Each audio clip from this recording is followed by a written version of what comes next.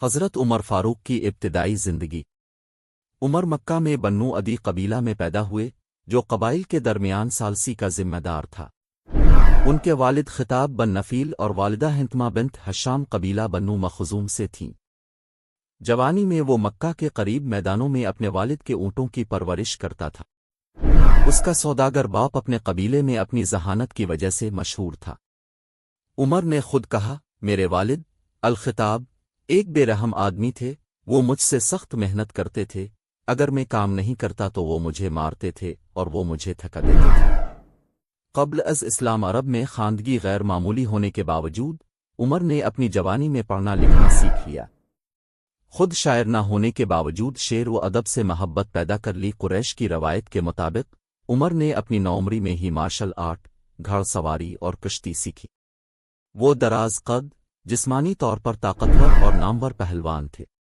وہ ایک ہونہار خطیب بھی تھا جس نے اپنے والد کے بعد قبائل میں ثالث کے طور پر کام کیا۔ عمر ایک سوداگر بن گیا اور روم اور فارس کے کئی سفر کیے، جہاں کہا جاتا ہے کہ اس نے مختلف علماء سے ملاقات کی اور رومی اور فارسی معاشروں کا تجزیہ کیا۔ ایک تاجر کے طور پر وہ ناکام رہا۔ یہاں حضرت عمر کے بارے میں چند اہم حقائق ہیں جنہیں عمر بن الخطاب رضی اللہ عنہ بھی کہا جاتا ہے۔ وہ دوسرے خلیفہ راشد تھے۔ اس نے 634 سے 644 تک حکومت کی۔ وہ اسلامی پیغمبر محمد کے ایک سینئر ساتھی اور سسر تھے۔ اس نے ابتدا میں محمد کی مخالفت کی لیکن 616 میں اسلام قبول کر لیا۔ وہ قبا میں کھلے عام نماز پڑھنے والے پہلے مسلمان بنے۔ ان کے دور حکومت میں خلافت کی توسیع غیر معمولی شرح سے ہوئی۔ اس نے ساسانی سلطنت اور بازنطین سلطنت کا 2/3 سے زیادہ حصہ فتح کیا۔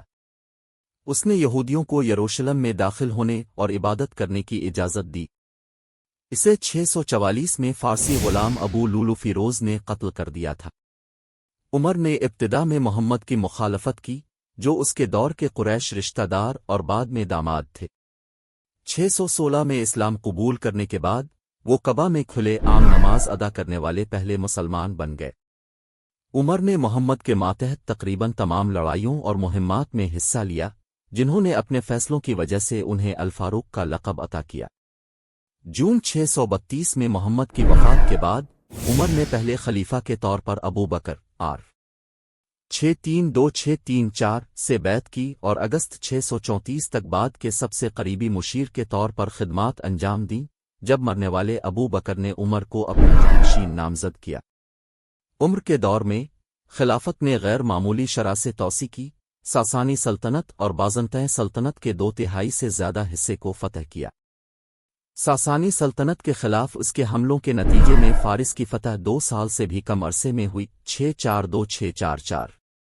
یہودی روایت کے مطابق عمر نے یہودیوں پر عیسائی پابندی کو ایک طرف رکھا اور انہیں یروشلم میں داخل ہونے اور عبادت کرنے کی اجازت دی۔ عمر کو 644 میں فارسی غلام ابو لولو فیروز نے قتل کر دیا تھا۔ عمر کو عام طور پر مورخین تاریخ کے سب سے طاقتور اور بااثر مسلم خلیفہ کے طور پر دیکھتے ہیں۔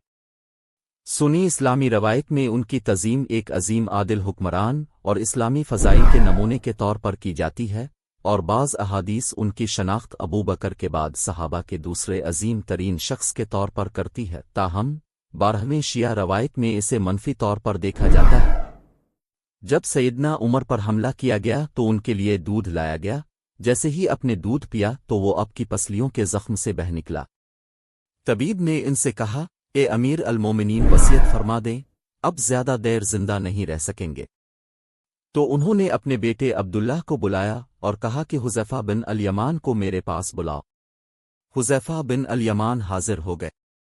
یہ وہ صحابی ہیں جنہیں نبی کریم نے منافقین کے ناموں کی فہرست عطا کی تھی، اور ان ناموں کے بارے میں اللہ پاک اس کے رسول اور حذیفہ بن الیمان کے علاوہ کوئی نہیں جانتا تھا۔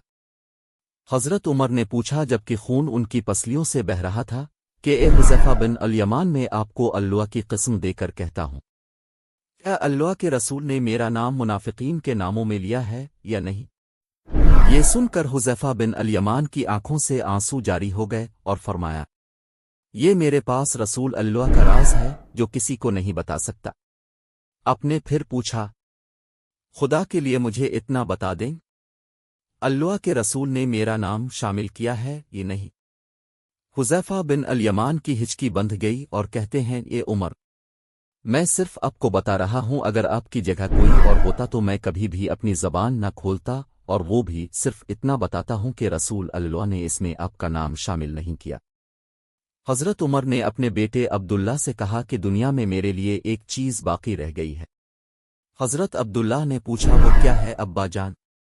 حضرت عمر نے فرمایا بیٹا میں جوار رسول میں دفن ہونا چاہتا ہوں۔ لازا المومنین حضرت عائشہ کے پاس جاؤ، ان سے یہ مت کہنا کہ امیر المومنین عمر، بلکہ کہنا کہ کیا آپ عمر کو اپنے ساتھیوں کے قدموں میں دفن ہونے کی اجازت دیتی ہیں، کیونکہ آپ اس گھر کی مالکن ہیں؟ تو المومنین نے جواب دیا کہ یہ جگہ تو میں نے اپنے لیے تیار کر رکھی تھی، لیکن آج میں اسے عمر کے لیے ترک کرتی ہوں۔ عبداللہ ابن عمر شاداں و فرحان واپس آئے اور عرض کی اجازت مل گئی ہے۔ عبداللہ ابن عمر نے دیکھا کہ حضرت عمر کا رخسار مٹی پر پڑا ہے، تو انہوں نے آپ کا چہرہ اٹھا کر اپنی گود میں لے لیا۔ حضرت عمر نے اپنے بیٹے کی طرف دیکھا اور فرمایا کہ کیوں تم میرا چہرہ مٹی سے بچانا چاہتے ہو؟ عبداللہ ابن عمر نے کہا ابا جان، لیکن حضرت عمر نے بات کاٹنے ہوئے فرمایا کہ اپنے باپ کا چہرہ مٹی سے لگنے دو، بربادی ہے عمر کے لیے اگر کل اللہ پاک نے اسے نہ بخشا۔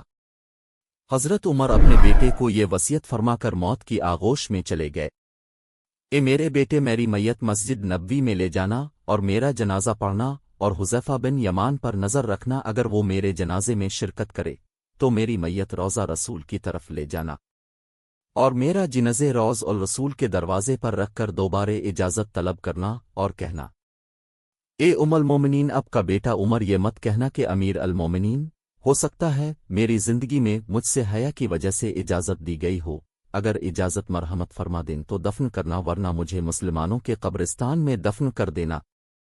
عبداللہ ابن عمر کی نظریں حذیفہ بن الیمان پر تھیں۔